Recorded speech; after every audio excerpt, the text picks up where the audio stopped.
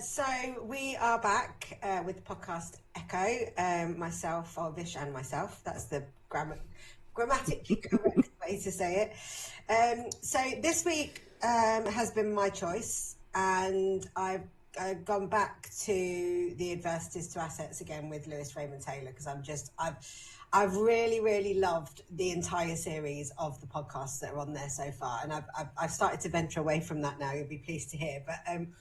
So I'd just like to point out we're not getting any commission from those shows that we are hosting for. Yeah, people are thinking, are you on like a little commission? Like, no, it's honestly a straight pick from the both of us. Yeah, definitely. So this one is I think this is from a while ago, isn't it? It's from a couple of months ago. It's not that old, this one. And it's Lee Sansum. Tricky, isn't it? It is quite tricky, and it doesn't sound really tricky until you try and say it. I can't even talk. Is it just me that just thinks of Samsung? Yeah. When he says it, he's going to swap it around, right? So for those of you that know, for those of you that don't, he was Princess Diana's bodyguard for a while, but I don't think he was actually Princess Diana's bodyguard, was it? I think he was... No, it was the Fayeds, right? He was in the family. It was the family, one of the family bodyguards. But it's a really interesting podcast for me because I think a lot of, I mean, it is the Adversities to Assets thing without question, but a lot of the podcasts that I've brought forward and that you've brought forward up until this point have been quite deep podcasts, and we've talked, like there's been quite like an underlying part of both of us, I think, that it's really resonated with, either emotionally or whatever. This one kind of sparked my interest because of the Diana stuff and some, like some of the stuff that he says about the Secret Service and all that kind of stuff. Yeah. I kind of thought, oh, what did I hear there and what did you hear there? So I think this is a really, really good one for that. And it's a bit different to what we've normally done. But I'm going to start just by very briefly talking about when he was saying about being young and being bullied and having to avoid his bullies and understanding the telltale signs of when the bully was going to be around the corner, and how he feels that played a massive part in his career as an adult, because he was so like he needed so desperately to avoid these people that were bullying him at school, that it put him in that mind frame of knowing that if he saw that person wasn't going to be far behind, and he could tell by behavior. Do you know what I mean? And I found that actually really fascinating because I was bullied as a kid. I was bullied at school by a girl called, I don't know if I should say her name. Her name was Jane Zeleny. I'm going to say it. And if she comes across this, well, hi, Jane. No hard feelings. But she was really mean to me at school. And I remember bumping into her a few years later. And she was selling stuff on the street, like those street canvases. And I was working in insurance, and I was a I was a claims assessor. It was Norwich Union then. It's not Norwich Union anymore, is it? It's Aviva, isn't it? Aviva, that's it, yeah. And I was quite proud of the fact that I was like in a suit and all suited and booted. And then now I look back on that and I was like, how pathetic was it to have?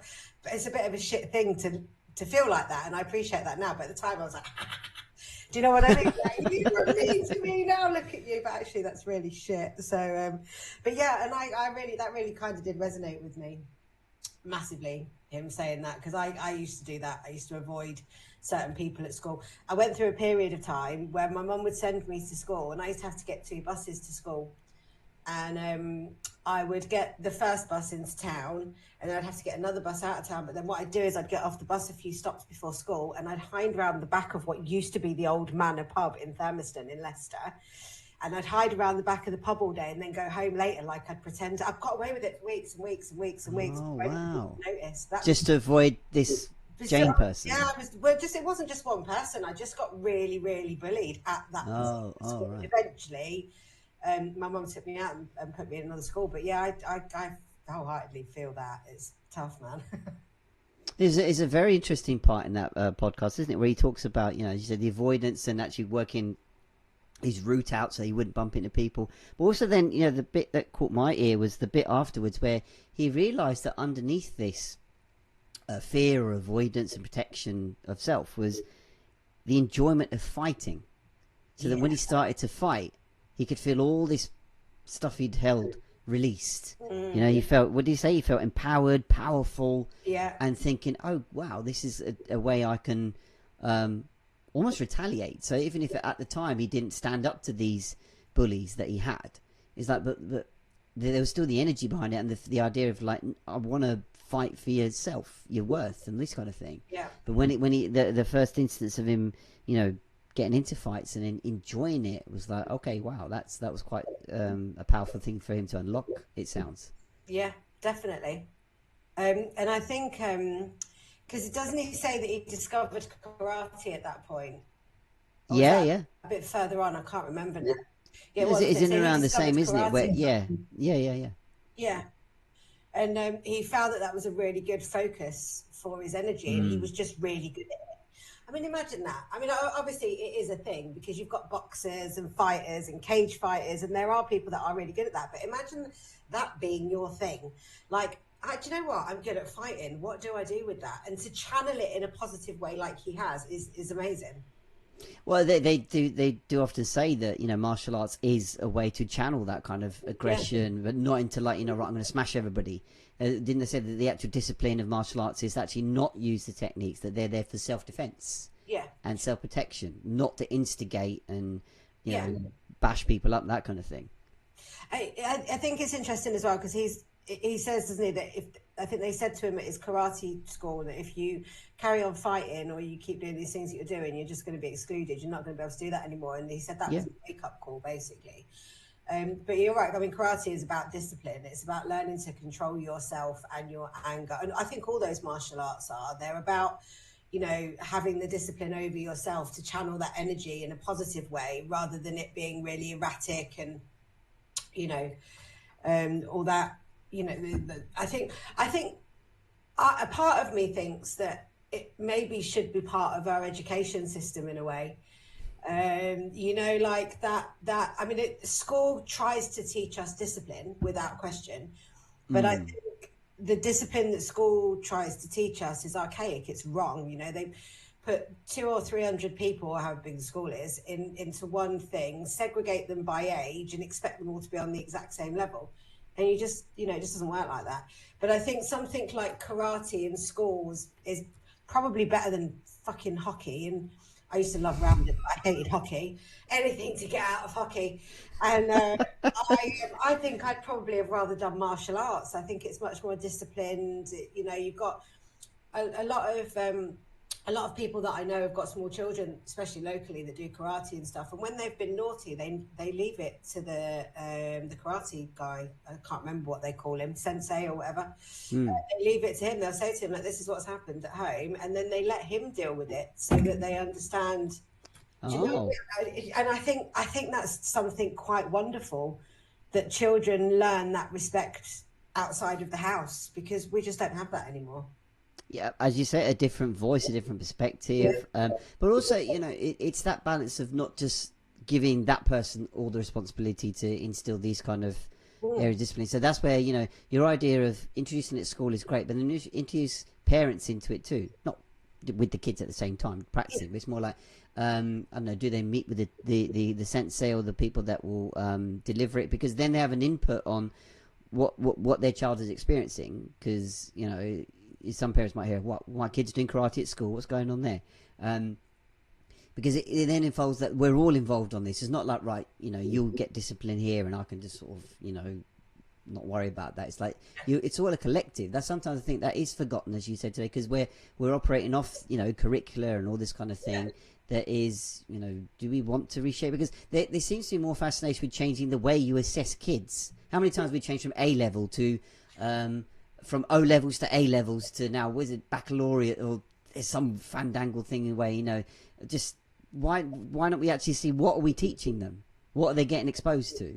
We had when I was at school, it went from CSEs, GCSEs, and then there was 2 years in between where they did something completely different. They completely changed it, and that was my year. And then they put it back to GCSEs again, because they were like, actually, that doesn't work. No shit, that doesn't work.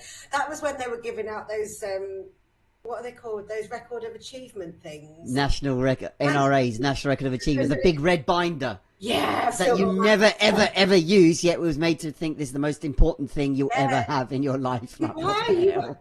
you were Jesus. absolutely told that you need to guard that with your life. Yeah. You know what? I think Looking I like a started. shit cabinet minister or something wandering around. Do you know what? It's going to be a whole load of my ex-employees that are going to love this. But I think I started lying about my GCSEs about 15 years ago on my Well, who CV. doesn't? I mean, it's honestly, and I love the way that, even when you to build together your CV, that you do start with at the bottom rung, your qualifications, GCSE, A level, degree, and then as you go on, no one reads that, and so you like take it out.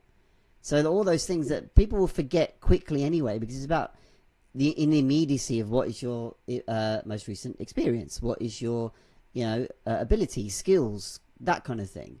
So People don't still look at that shit, do they? Let's be honest. education, no. Well, as it only at that entry level, where so maybe you're just a graduate. I come from the world of investment banking. I know I was exposed to the recruitment process. Interviewing people. There's such an emphasis on which university they went to. I'm like, who gives a fuck? As long as they can do the job you're asking them to do, they have some interest. That's a good start. Because why are we sort of discriminating people on where they went? They went somewhere, didn't they? And yes, I get the whole glamour and pedigree and prestige of bigger institutes, but why can't we give everybody a fair go? At the end of the day, that person from an established place might not even fit the job or not get to grips with it, whereas somebody from a less known name would be brilliant at the job. Isn't that what you're more concerned about, rather than what name they went to?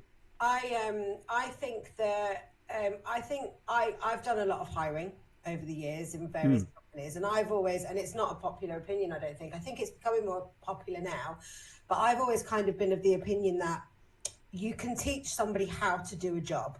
No matter what job it is, you can teach someone to do it. Yeah. What you want is someone that gels with your team, that isn't going to, upset the apple cart. But in order to do that, you have to understand your team firstly. You have to, and that they're all individuals. They're not robots. Yeah, exactly. I mean, I've done quite a lot. I mean, I worked in quality and compliance for a while when I was in the insurance industry, and we did a lot of training, a lot of working with teams, and it was something that I had considered with my coaching, because I am really good at sort of looking at teams and figuring out, skill sets and who's best placed at what. And I think it's important that when you take somebody on, I don't even know how we've got to this. We've really digressed, but I'm enjoying the conversation. That's the point. I think you can teach somebody how to do anything, but if they've got the right attitude and they're enthusiastic and they've got a passion for what you're looking for, I think that is the best person to give the job to, rather than exactly qualified up to the eyeballs and has maybe got 10-15 years experience, because I don't think that always works. I'm not saying don't give the person with experience the job. I'm saying that fresh people with fresh ideas that aren't already head buried in the problems of the role are a good option as well. 100%. And the want to do the job and the enthusiasm is half the battle.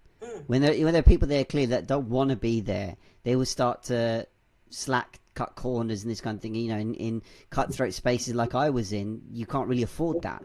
There's a wider conversation about why it's cutthroat in the first place, but as I say, that's a different time, I think.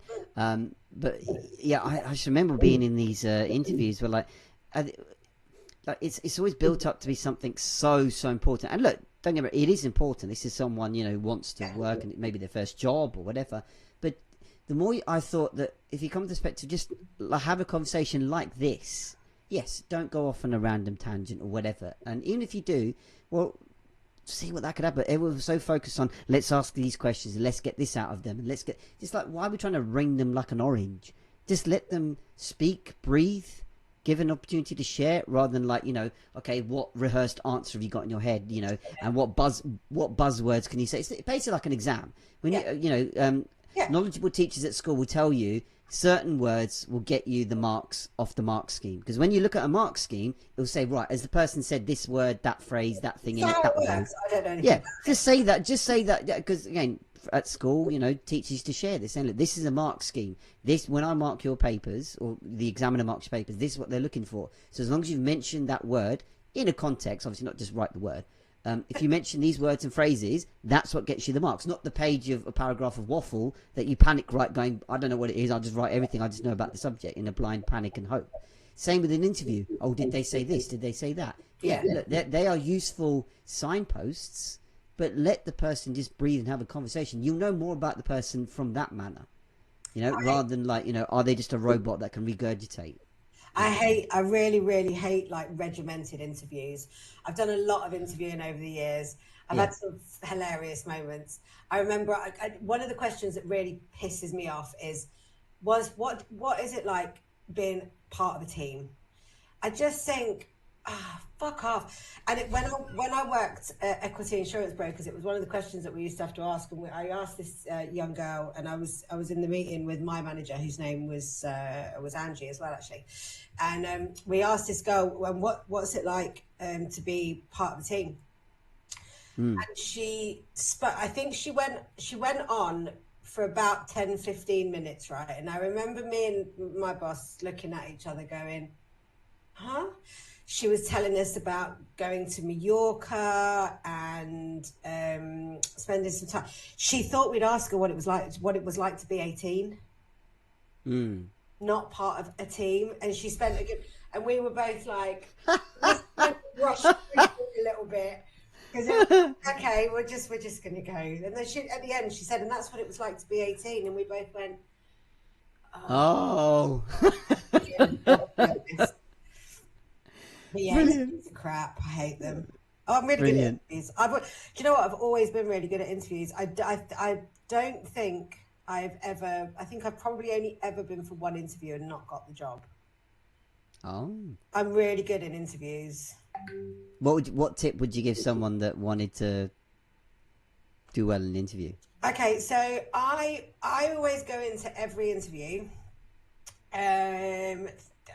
But when I go into an interview, as much as they are interviewing me, I'm interviewing them. Because absolutely 1,000,000%, I need to know that their company is a right fit for me as well. Yeah. And the culture of the company is right for me. So that's the first thing. So I never go into an interview, and I never have. I've never, ever go into an interview being nervous about being interviewed. Because in my mind, I'm interviewing you just as much as you're interviewing me. And, I like that. Yeah, and do you know what? A lot of people that are interviewing are always really stumped by it. So at the end of every interview, I'll always ask them, is there any reason that you would not give me this job? Oh, wow. Because what you're doing then is you're giving them the option to give you feedback. Live as well. Yeah. Wow. And it also gives you an opportunity to overcome any issues that they might have with you. So I think it's a really good one, and it's something that a lot of people are really afraid to do. But I think when you get to that point in an interview, you either got it or you haven't. And if you've got it, then that just shows confidence and assertiveness. And if you haven't, then it gives you an opportunity to learn and grow. And it gives them an opportunity to see a side of you that says, right, hold on a second, how do you feel about me? And what have I done right and what have I done wrong, basically? And if they say, well, actually, we don't think this is a really good fit, then you can counteract that. And you can say, if you want to, you can say, well, actually, in this situation, this is what I would do. And then my very last question, is I want to know, well, not my very last question, but I usually want to know sort of like what the company culture is like. And I will generally ask about staff retention. Do you turn over a lot of staff? Just general stuff like that. Why did the last person leave? Why am I filling this role of this person? Just sort of general. It always throws interviewers as well. I was going to say, like, you must have thrown many, especially with the first question of like, why would you not hire me? Yeah, is there any reason? I'm sure many are like, oh, blimey. Yeah, I do every time. Is there any reason why you wouldn't give me this job? Is there any reason why I haven't got this job? Is there any reason that you can see that I wouldn't be able to do this job? You don't always have to phrase it like that. You can phrase it however you want to phrase it. But basically, just before you get up and walk out, ask that question.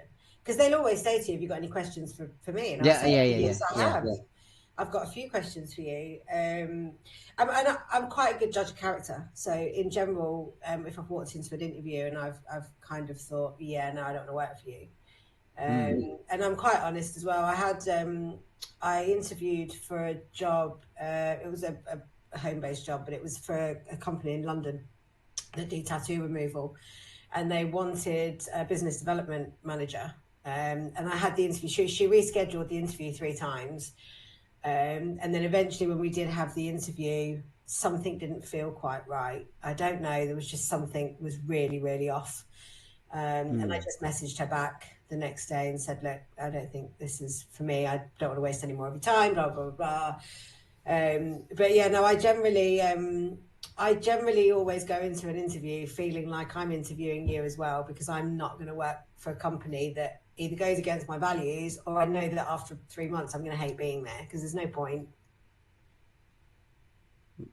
Fairly well said. I mean, like, often, again, a lot of people may be feeling those things in the immediacy, but it's like, I better not say that, you know, I'm new and looking, so you don't share those things. But I actually had something kind of similar when I was in banking, you know, as a manager. You know, we were looking for a new hire in the team, and I was sifting through the CVs, and up popped the CV of our equivalent at a I wouldn't call them a rival, but like, you know, one of our fellow banks that we work with a lot. He's basically our day-to-day contact at this other bank, and he was one that was really good. He'd know what you'd want. He'd know, very on the ball, always contactable, personable. And as soon as he came up, I went to management, who some knew, some didn't know him. I said, we got to get this guy. He's our day-to-day. The whole team here know him. He knows pretty much everybody here. He knows he's got the experience. He knows the stuff, etc., etc. And, you know, we interviewed him, went through everything, hired him, brilliant, on the team, showed him the ropes, this kind of thing. But within 4 weeks, he left. He was just honest enough to say, look, this is probably too big for my boots. I don't think I can offer what I guess you might be looking for in the role, or you know, it just literally feels a bit too big for me. Now in the immediacy, you're like, oh, to find a replacement might be a bit tricky. But I could also go, do you know, I respect for you saying that and admitting it at this point, and I wouldn't want to see anybody struggle through or grind on or suffer or anything like that. So it was a bit gutting, because he was a nice guy as well. Aside from what he could do, but you know, the fact that he was able to share it so quickly rather than drag it out, and then you know, as I said, mistakes happen and all that mess. So yeah, no, so it'll be interesting if anyone does try out that question after listening or watching this. Let us know how it goes. Like, you know, if you use that. I think there's a lot to be said for knowing when to walk away. I mean, before I started at Starkwood, which was my previous job before coaching and stuff, I was working for a company called Prospect Intelligence, and they're not up and running anymore. But the boss was wonderful. She was great. We got on really well, and it was business development. And she brought me in, and I got sort of like 2 months in, and I was really struggling, and I just absolutely could not get where she needed me to get to. And we had just had a very frank conversation, and I just kind of said to her, I'd rather have 3 months on my CV and say that I bowed out gracefully, because it just wasn't working for me. I think it was kind of a general agreement that, you know, this wasn't working. I wasn't the right person. I mean, the company's not going anymore, but that was nothing to do with me, by the way. it just merged into a completely different kind of thing. But it was a conversation that we had. It was a conversation that she started, but one that I wanted to have. And I just I just said, this isn't working, and I'd rather bow out now while everybody's still on good terms, because I was getting frustrated, she was getting frustrated, and that's no way to work. And because you spend like 8 hours of your day working with these people, and if it's not working, then you know you're kind of doing yourself a bit of an injustice, really. And I was gonna say, I think it's something that people probably suffer with all over the place, but the default answer is, I've got bills to pay, I've got kids to feed, and you just stay in a job you don't enjoy for that reason. Now the counter argument to that is, but I might as well make the money while I'm young. What else am I meant to do? You can't just keep switching from job to job. They're all valid, you know, pointers. Not saying anything's wrong in that respect, because at the end it's all individual. But to just rule out going, I can't change because of that, that leaves more unopened possibilities for you than you might think. And speaking as someone that procrastinated a lot over job change and change in general, I would say. Yeah. I'm not saying, just change job when you want to, but you can ask yourself the question, like, am I happy doing this? Am I, not really wanting to do what I want? And it's tricky to go, okay, what do I want to do? That's something that we all ask all the time.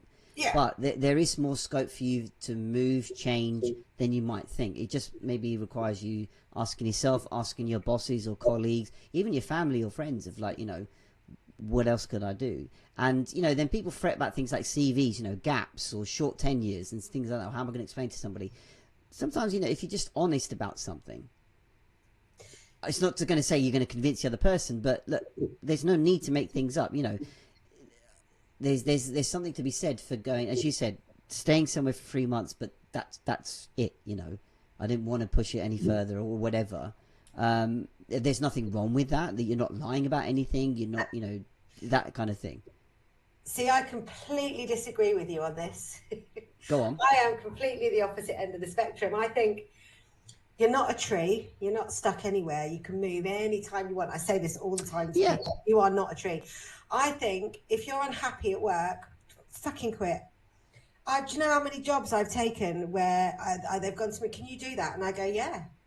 And then I learn as I'm doing it. And I have done it a lot. I've literally, I cannot tell you the opposite ends of the spectrum. I've sold construction management software and lived in Johannesburg.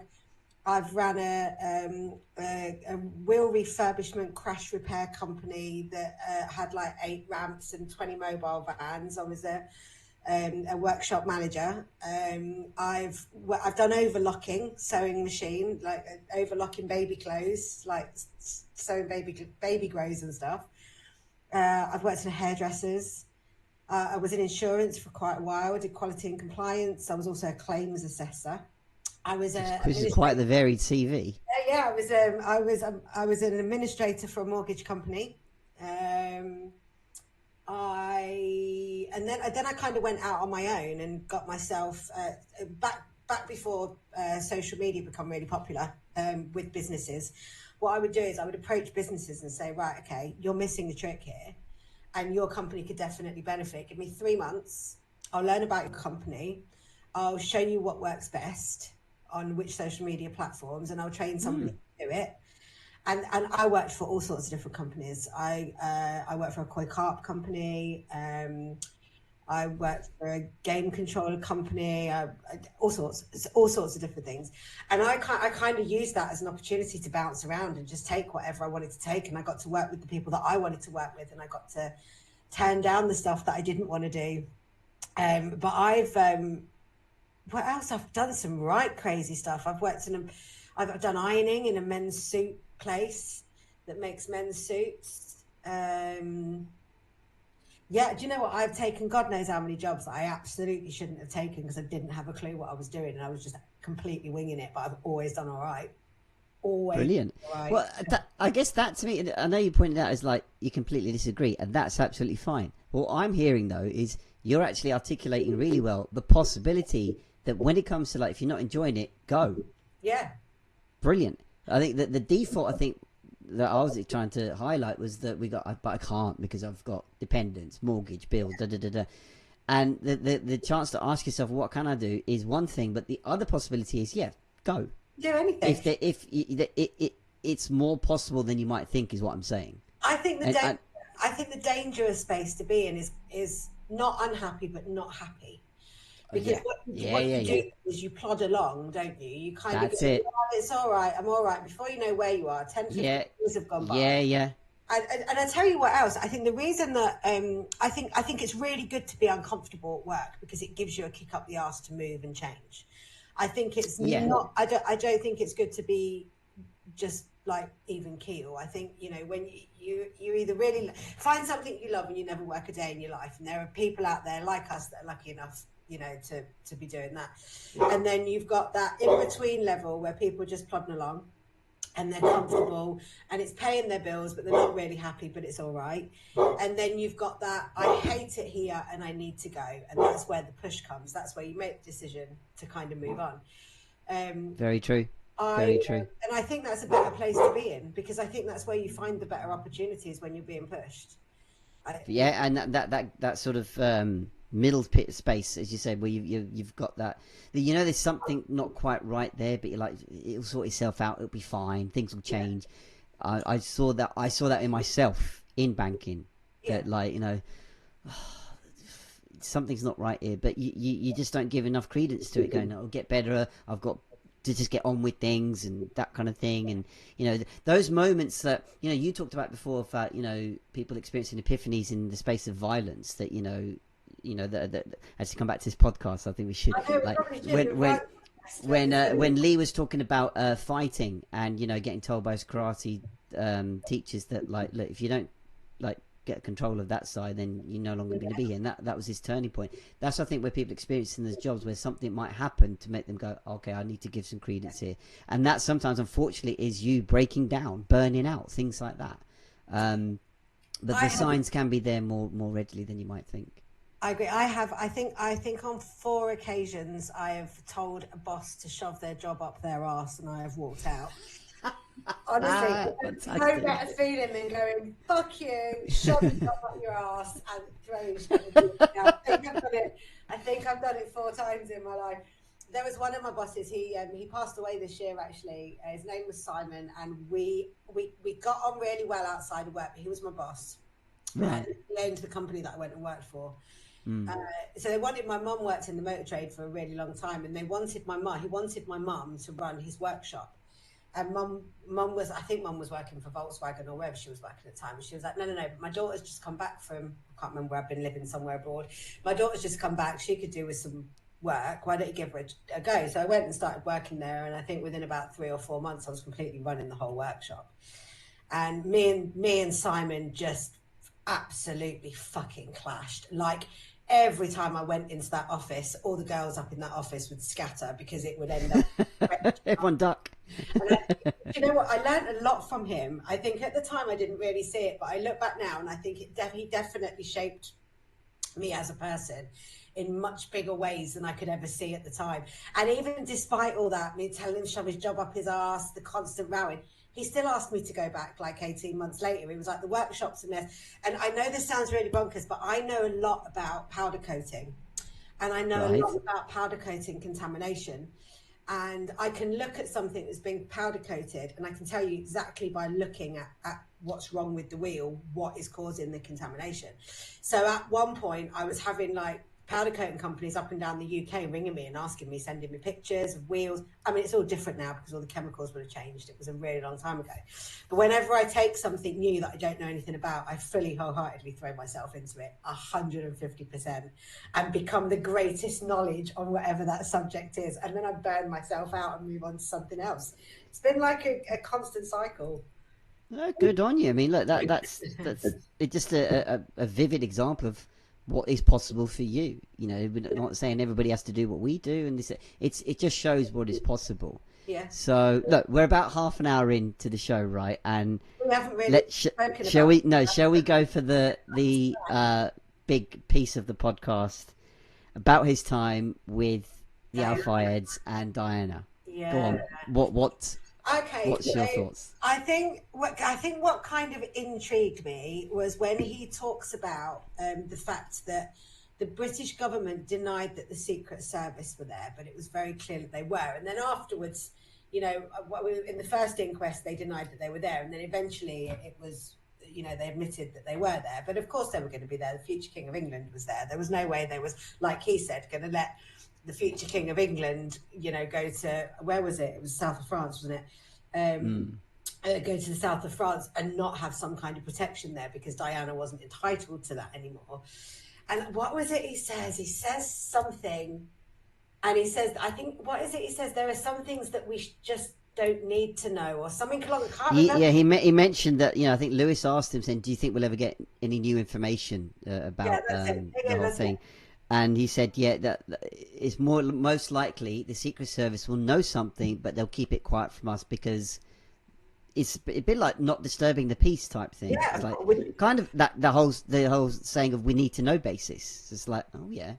I think ignorance is bliss at some points. I mean, I wonder.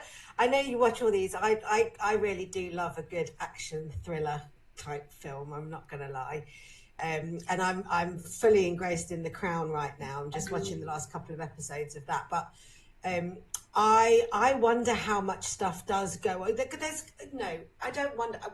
There is 1,000,000% stuff goes on in the background that we will never know about. I mean, I wonder how many times we've had like missiles pointed at us, or like we've been seriously under threat, and we will just never know about it because it would cause I'm happy to be ignorant to that shit. Do you know what? I don't even watch the news anymore, Vish. I've heard a lot of people say that. I switched off I think about the third week into the pandemic, I switched off the news, and I haven't watched it since. And I get it. There's lots of we're in a recession. We're in a recession because we keep being told we're in a recession. That's what I think. Because all right. I mean, money's a little bit tight at the minute, but you live to your means. So that's another podcast on its own. Oh, it really is. I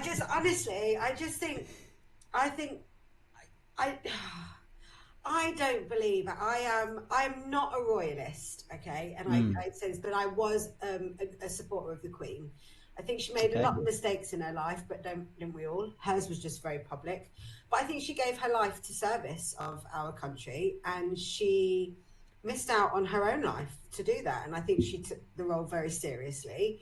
And there's a lot that she did do that I didn't disagree with, but as as a whole, I think that she was a pretty amazing woman, and a really good role model. Do I think she had Diana knocked off? There's a little bit of me that thinks there's a little bit of me that thinks that there's no way that our future King of England could have his mother married to a man whose father they've been trying to keep out of the country for his whole entire life, because they were never going to give him British citizenship, and if he'd have got with Diana and all that had have happened, they would have struggled to stop it. So beyond the Queen, do you think, like, the Duke of Edinburgh, Prince Charles, just as fuck and hilarious, but no, because I don't think, maybe, I don't know. I think the whole royal family is a whole subject that I don't know as much about as I probably would, but I'm very opinionated about. Do you know, you could absolutely pick holes in probably everything I've got to say about the royal family, because I'm not talking from like 100% knowledge or, from experience. I'm just talking about what I feel, how I feel about it inside. And do I think our Queen would have got Diana? Do I think our Queen even has the power? Could you imagine this one woman sitting on the top of the country just going, kill him, like Caligula, kill him now, done? Well, look, our monarchy has been littered with kings and queens that utilise the power in that way. Of course, whether Elizabeth II did, that's a wide conversation, right? And what do you think? Whenever I've seen investigation about it, there's a recent series, was it about 18 months ago, might even be just a year ago, where they reopened the files and the evidence and all that, and I akin it a little bit to the JFK thing. There's so many little points and nuances making you think, going, is there more to this than just a simple crash and what have you? The speed that the car was going at, that how could the driver that was supposedly drunk avoid these obstacles at that pace? Well, the paparazzi and the motorbikes sort of tailing them and bumping into them and this kind of thing. Lee mentioned he thinks it's a tragic accident, which is interesting. But he then points out that so many things were odd with the investigations, the inquiries. They jet washed the area straight away. Was it they talked about embalming parts of her? You're like, what? It just adds layer upon layer, and as you said before, I think there's so much about it we might not even get to light that gives more clarity to the piece. A little bit like the JFK thing. They're releasing more info about that too. Fairly recently, they did you see that documentary? Which one? about the medical, about the hospital and what happened after he got to the hospital, JFK. There was a Yes, the bullet, right? and they reckon that actually half of what was in that medical report never even fucking happened. Exactly. And in that particular case, it was like the whole, even the dynamics of a shot. That there's no human capable of firing that rifle with that kind of action. Yeah. With that accuracy to impact all those injuries, and then was there another gun over there? It's so multi-layered. But with the Diana thing, I think it's like, he mentioned it brought to head because she was the most known person, or the most famous person in the world. Yeah. And it was at such a time when there was all this scandal and stuff like that just like, oh wow, it's happened. Do you remember where you were when it happened? Because he mentioned it's like this generation's JFK moment. Yeah. So I was living in Magaluf. Oh, right. And me and my then partner, Pete, who's my son's dad, it was before my son was born, just before my son was born, actually. And we worked in a nightclub called the Car Wash, and it was a 70s nightclub. And I went behind the bar, and he was like a tout out on the street. And we'd finished work at like 3 o'clock in the morning or 4 o'clock in the morning. And there's a little bar on one of the little strips in main Magaluf called EastEnders Bar. It's still there. The two lads that owned it then, John and Paul, they still own it now because I went back a couple of years ago, and we'd gone in there for some breakfast because that's where like all the workers used to go. They used to stay open for the workers, so all the workers used to go there. And we walked in, and it was absolutely packed, and it was silent, and everybody was just looking at the big screen, and we were like, "What the fuck's going on?" And they were like. And that was it then. I think we were there all day. And we watched the funeral there as well. And then it wasn't, because that was at the end of August in 97, 30th of August, 97. Yep. And then Duke was born. I would have been pregnant with Duke and then Duke was born May the following year. So, but it was my brother's birthday is the same day that her funeral was on. So it will always stick with me for many reasons. But yeah, what about you? Where were you? I was on holiday. I was in Miami. Right. It was in the evening that time. We were just sat around in a room. It was me, my mum, and a couple of our cousins. And then my dad had just gone for a little wander, in the hotel as he likes to do. And he came back up and he went, "Diana's died." And I went, "I don't know a Diana personally." And he went, "What, the Diana?" And he's like, "Yeah, like you've probably got this wrong." So went down to the lobby, and as a lot American lobbies do, there's a massive telly just showing CNN and showing the car lifting, and you just read it going, "Yeah, it is the Princess of Wales." And you're like, "Oh shit." Yeah.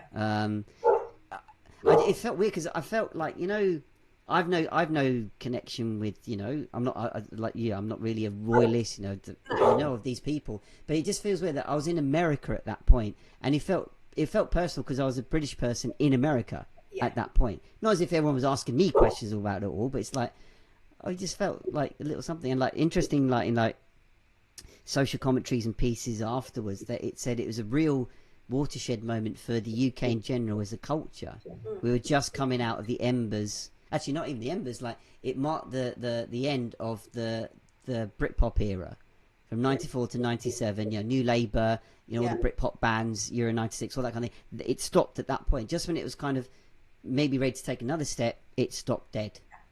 All the flowers at Kensington Palace, and then the funeral, and just the it wasn't just a straightforward thing. Oh, it's a car crash, and then you hear all these details. Oh, the driver was drunk. There was a paparazzi chasing, and all these little pieces. And the fact they were in a tunnel where it's not even like a public road that you could see it. They went underground in a tunnel. Yeah. So only the people that I guess were there would know what's going on. But really, what the detailed Lee shared, that she actually died of a small tear in her lung. Yeah. You see the car just totally mangled and messed. You must think, multiple broken bits and bobs. And he said, no, she would have survived all the breaks if someone had taken her to hospital straight away. Yeah. I was like, wow, just a small tear causing that bleeding. That's what it was like. Yeah. Jeepers. Crazy. Well, there was also quite a lot of conspiracies knocking about, weren't there? That she never died. Yeah. She just wanted out of the public eye. I love it. I love a good conspiracy theory. I'm not going to lie. I could go down that rabbit hole constantly with so many things.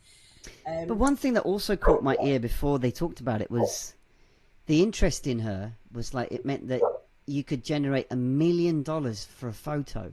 Amazing, isn't it? Why? Extraordinary. Doing what? Yeah. It's just like, it just made me think of like, why do we even care about that kind of thing? Okay, he or she is on a beach or down the shopping center. Who cares? Yeah.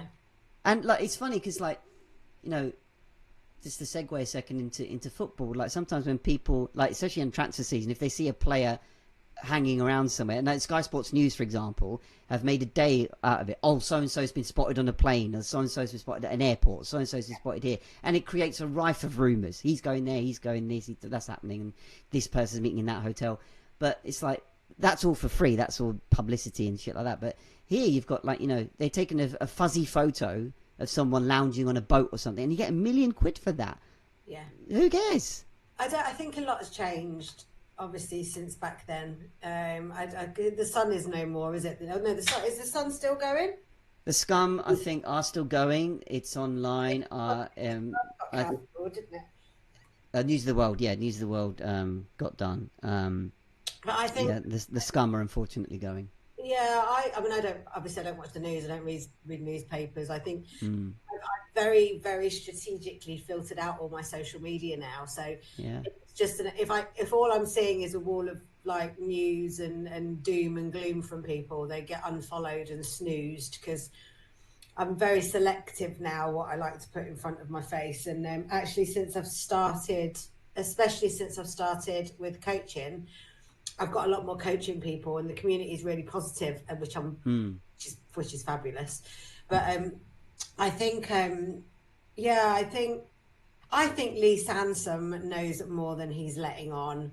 I think there's like a couple of little things that he says that kind of make me think, yeah, you definitely kind of. I feel so too. I feel like, you know, that podcast wasn't a forum for him to divulge, you know, the inside bits or anything like that. It was like, yeah, and you think that too, because like maybe he's got a sense of privacy or respect for the people he worked for. Yeah. And yeah, you know, just like, probably maybe doesn't even feel it's his place to divulge all this. Like, you know, there are other, you know, people that shed more. You know, was it Trevor Rees-Jones? You know, he did a bit, didn't he? And then the former butler. Yeah. You know, he sort of sold a lot more, and but yeah, maybe it just didn't feel there. Yeah. And I guess he was saying he wasn't there, was he? He was like on leave or meant to be something like that, wasn't he? Yeah, I think that's what he said. Because didn't he say they worked in like 3-week increments? So like yeah. And he was on leave, and then it's like, oh, got to come back or something like that. So maybe he feels like, because I wasn't even there. I'm in the same boat as you guys. I can only speculate. But he knows, for example, that if I were there, she would have been straight to hospital. So he can give that sort of perspective that like the injuries were not irretrievable, if you will. But as to what happened, you may know more from looking at it, but he's probably not going to share that, is he? No, he's not. And I think for someone like him, who was obviously a military policeman, and the life that he had, he was the military policeman, wasn't he? I've listened to so many. Yeah. I think that anyone in his line of work is going to have their own ideas of what happened, but I don't think he's going to sit and say that, because if it comes from someone like him, it holds weight. True. Do you know what I mean? It's not true. You know, if he came out in 10 years' time and said, okay, this is what I think happened, a lot of people would go, huh. Well, actually, they pay attention listen to him because of the nature of what he does and the people that he's worked with. So I think what there's a couple of little things. I think one, he says, you know, we just don't need to know, and we're never going to know. And I think that's very telling. I think that's almost like pleading the fifth. That's like, I know more, but I can't say, which is probably very wise in his line of work. Yeah. But I really enjoyed the podcast. I just I listened to it again today. I think I've listened to it about 3 or 4 times now. I've got my choice of next podcast ready, by the way. Oh, really? Yeah, I'm way ahead of you. Way ahead of you. And it's another Lewis Raymond Taylor one, but it's Lewis and Liam, this next one. Ah. Yeah. Okay. We'll check that out. Cool. It's next though. Yeah. I have a couple lined up, but I need to go through them first. I'm like, okay, you'll be pleased to know they are on the shorter than what I've been sending. Yes. So, Amazing. I know we've got a few minutes left, so I just wanted to touch on the Yeah. last thing he mentioned in the podcast about his space now as an alpha leader, or in his coaching space, talking to people about leadership and this kind of thing. So he mentioned two things that caught my ear. Like, so he sees like being a leader as unlocking chemicals Right. in our, Yeah. neurosystem and this kind of thing, and also the idea of the power of affirmations. So he mentioned things like, imagining states that you want to be in as having achieved them already, and that harked back to the space of NLP for me, where they talk about the backwards looking process. I imagine, so the great analogy I saw recently was, imagine you wanted to run a marathon. So immediately people go, oh crap, I've got to do all the diet, the fitness, the equipment, the training, the consistency, etc., etc. But this approach talked about, imagine you're at the finish line. So you're talking about a future state. It hasn't happened yet, but you're at the finishing line. What does that finishing line look like? Yeah. Who's there? What can you hear? What can you feel? What can you see? Experience that and work backwards from there. Okay, how did you get to the finish line? Did you finish it in the time you were gunning for? What do you feel? What did you do to get there? How did you work backwards eventually to the start of the race? Yeah. Those feelings, stuff there, and then even back further. Okay, what do you need? And the point is to go back the other way. What do you need to do to get to that step? Because you've been there. So it's interesting that he used that analogy to go that it's all about unlocking the chemicals for a start. Because even imagining those states, visualizing, affirming that kind of thing, unleashes, the oxytocin, the dopamine that he was talking about. So it's like very interesting perspective he gave there. Yeah, I think one of the other things he said about affirmation, I can't remember if it's one of the podcasts that I sent you that we've already listened to, but one of the podcasts that I've listened to recently says affirmations, what a load of shit. You don't have to look in the mirror and tell yourself you're fucking wonderful every day to be wonderful. I can't remember. Sounds like something I would say, to be honest. But does it? I can't. I've used that a lot, saying, that it's sometimes our space of work is taken as stand in front of a mirror and tell you love yourself. But then your shadow comes up going, hello, I'm a part of you. You fucking hate me. So how can you love yourself then? Yeah, I can't. I thought it was a podcast that I'd sent you, but obviously it isn't, because I think we'd have definitely discussed it. But it's definitely a podcast that I've listened to recently where it says, yeah, bullshit affirmations. What difference does it make? Is that your perspective? No, I don't know. I don't know. It's a bit of a strange one because I go from one extreme to the other, bish. Like literally, for example, I made a decision on my niche last week. I'm gonna, help women in their 40s. Blah, blah. Do you know what? Since I've done that, I've lost all creativity based around that. Like I couldn't even put a piece of paper together about it. I haven't posted on my social media properly in about a week, because as soon as I've made that decision and I'm starting to focus on that one thing, and I'm starting to, like, this is what I'm going to do, this is what I'm going to focus on, I lose all creativity for it. And I'm really, so I don't know, because like some days I'm generally trying to be a pretty positive person. I need to be because of my mental health. Some days, I've got some affirmations up here. I feel wealth, I feel abundance. I do not chase, I attract. I speak wealth into abundance. I see what, do you know what I mean? I've got affirmations like knocking about the house, but then other days I just think, oh, what a load of bullshit, man. I think if you feel something in here, you don't need to tell yourself, it's a feeling. I don't know. I don't know. It's a big question. I think that again is more common than we might readily think, because I think that what we observe nowadays is that it's emboldened in the idea of toxic positivity. Always affirm, and there's nothing wrong with that if it works for you. But I think that the point we will look there is that it might not work for everybody. So to say just affirm, says to our logical side, what the hell are you doing? And when you try and convince yourself that, I've got to just keep affirming, the danger there is that without the honesty with yourself, the moment to pause and reflect, to go, okay, what am I actually looking to affirm here? Am I just repeating something that I heard because it sounds good? Or if that's bollocks to me, then fine.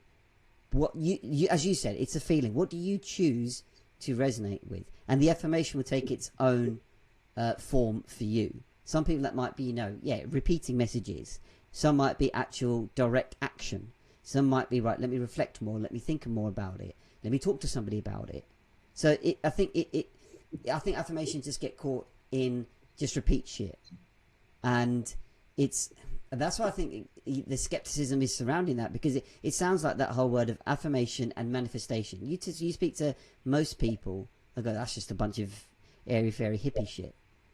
Well, it can work for a lot of people, for sure. That's why it's like, I'm from the perspective of like that. If it works for the person, that's fine. I don't need to agree with it. I don't need to go, that's bollocks. It's like, if it's not for me, that's cool. I can understand it more if I want to, but that's cool. But the danger of the affirmation space may be that with it just being repeated by others, like, just keep doing that, just keep doing that. It's like, that's why people, I think, the more they hear about it, the more they're turned off, going, no, like, because something in them is like, really though?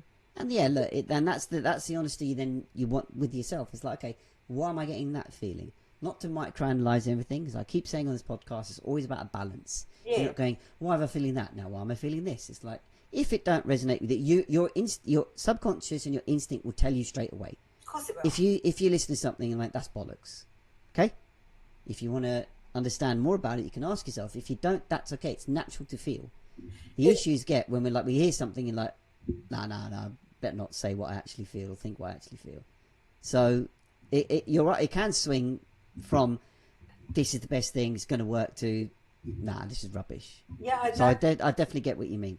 It's something that I think I'm just in the process of making a really sharp U-turn in direction, to be honest. I was really keen on that, and now I've gone, nah.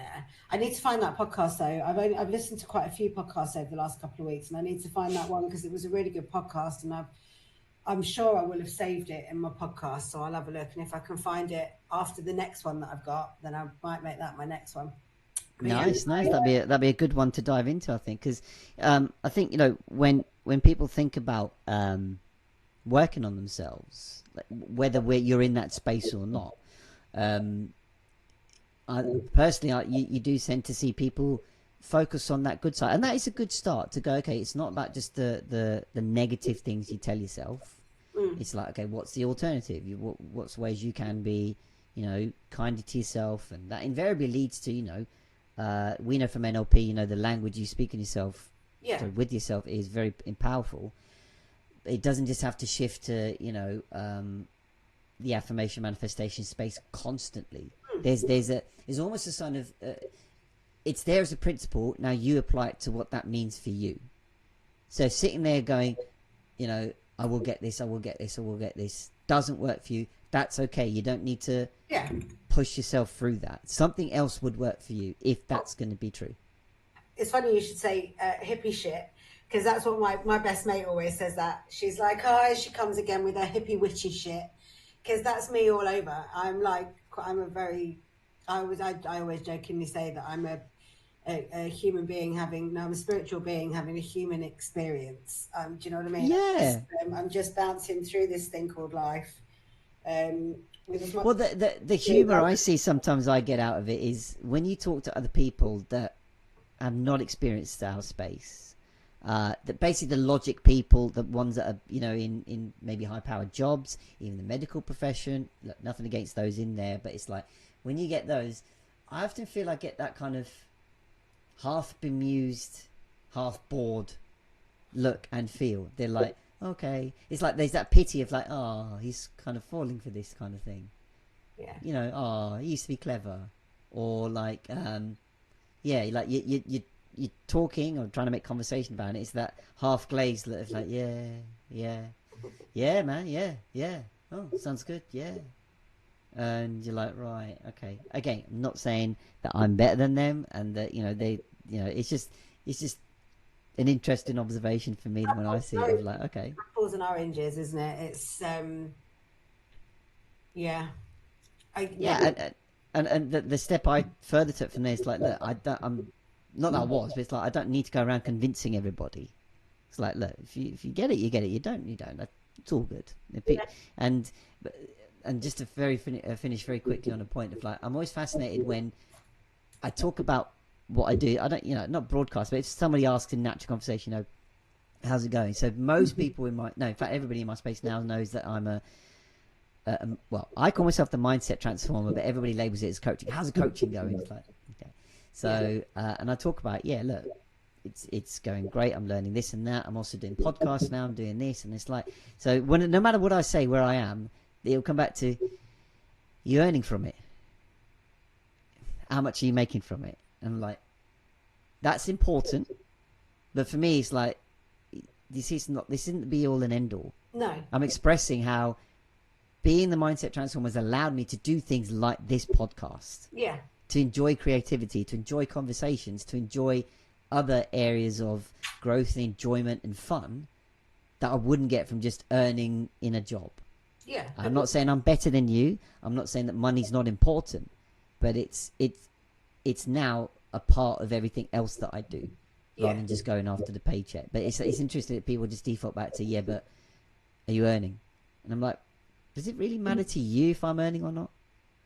Or is this like some sort of subliminal competition type thing? Oh, of course it is. But I think that's different because obviously, I mean, my circle is obviously very different to your circle. And I think since I've been on this journey with the coaching masters and still been doing all this, and I've like completely switched my community, like people that I follow and stuff and all that kind of stuff. And I'm talking to a lot more like-minded people now, much more positive people. I don't think a single person that I know has seen anything but positive change in me and doesn't see anything but that. Like, it's almost like this is the best we've seen you in a really long time. Brilliant. And I'm working on myself based on what I've learned as a coach. And I want to put that out there for the people. And I think what I'm leaning back towards is restoring my social media based around it being a community to help people rather than a specific coaching niche. I don't think that's, I don't know, Bish. I've actually got a bit of a coaching session tomorrow. And I'm hoping to hash it out a little bit. I'm not going to lie. I'm stuck. I've been stuck on my niche constantly since I bloody started this. So anyway, that's a little bit of a bombshell to finish on. Well, it is, yeah. So I'm going to have some more information maybe on our next one, or I'm still going to be really confused. That's all I've got. All good. Maybe everybody have to tune in next week or next time to see where that unfolded then.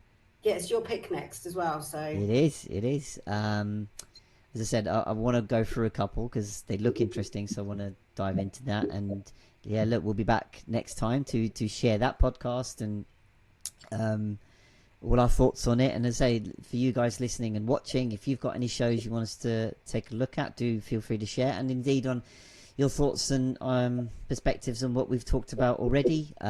Like, share, comment, subscribe, all that good stuff. And we'll catch you on the next show. Awesome. Thank you. See you soon.